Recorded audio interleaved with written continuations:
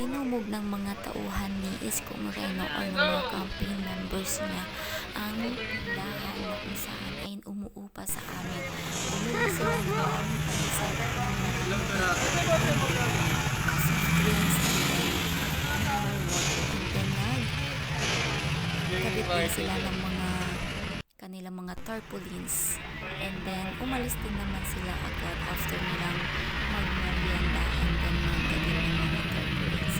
Salamat sa inyo and God bless. Ingat.